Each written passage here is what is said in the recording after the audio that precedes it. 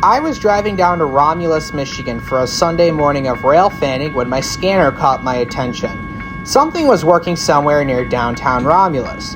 My first thought as to where these communications were coming from was the auto facility at New Boston, so that's where I went, and oh boy, was I in for a surprise. On the front of this long cut of auto racks is IRTX 2292, a 1950s era EMD GP7U owned by Interrail Group Incorporated. 2292 is switching TDSI, or Total Distribution Services, New Boston Auto Facility. According to CSX's website, TDSI is a subsidiary of CSX Transportation. They specialize in vehicle handling services through several automotive distribution facilities. I got there as the crew was doubling their consist and pulling forward. My best guess was to clear a switch to drop off some auto racks at some other loading docks. Taking a closer look at the 2292, this GP7U was built sometime in the late 1950s for the Santa Fe Railway as an EMD GP7, but was rebuilt to GP7U specifications in the 1970s or 80s with a new cab and some other improvements. This little Jeep can produce up to 1,500 horsepower from a 16-cylinder EMD 567B prime mover. It's at this point when things got very interesting. The 2292 is trying to shove this approximately 50-car long cut of auto racks. But remember, this GP7U only produces 1,500 horsepower.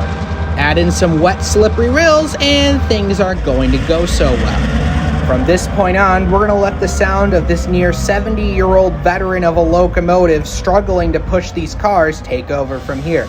Because quite frankly, it's one heck of a show.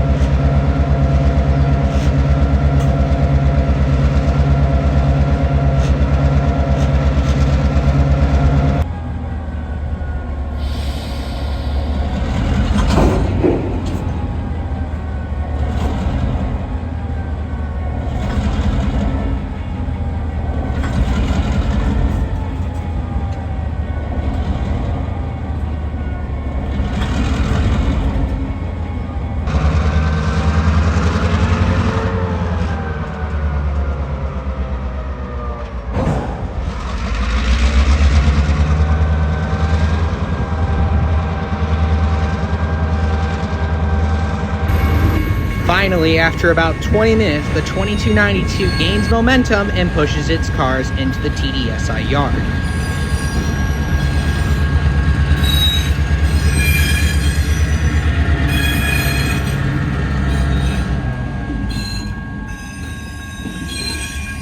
After all of this went down, I moved to Plymouth. Some radio traffic was going on inside of CSX's Plymouth yard. I presumed it had to be a yard crew putting a block of cars together for the next day's L302 or L303. An approach was being shown on the signal on the east side of town with the switch reversed. This meant a train was coming up from the south, and they were going to turn east at Plymouth. The radio then caught my attention when CSX L311 came up on frequency. L31105, 40360 over.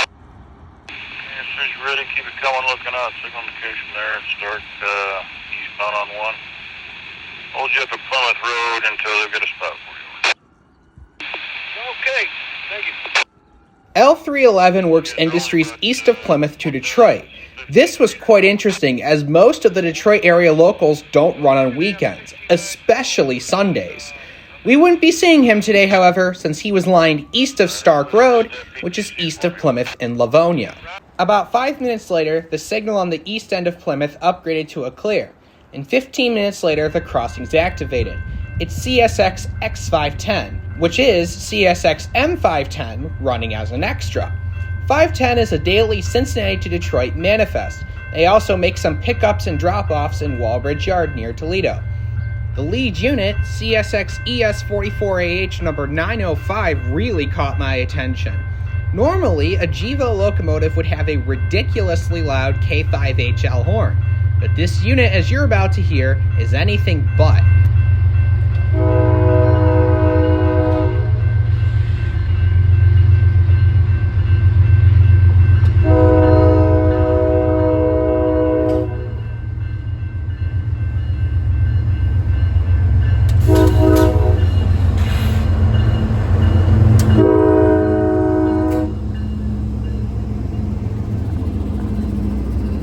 To put in perspective how quiet that horn was, I could hear the solenoid valve clicking a good 60 feet away. It's normally pretty hard to hear with most GEVOs, given that they've got really loud horns most of the time. X510 that day was at least 10,000 feet long. It took nearly 12 minutes for it to get through downtown Plymouth. I decided to head home after it went by. I hope you guys enjoyed this video. Please make sure to like, comment, and subscribe. Also, don't forget to hit that notification bell so you'll know when we upload next, or soon, live stream. Yes, you heard that right. In Plymouth, Michigan, this is Michigan Railfan Films, signing off.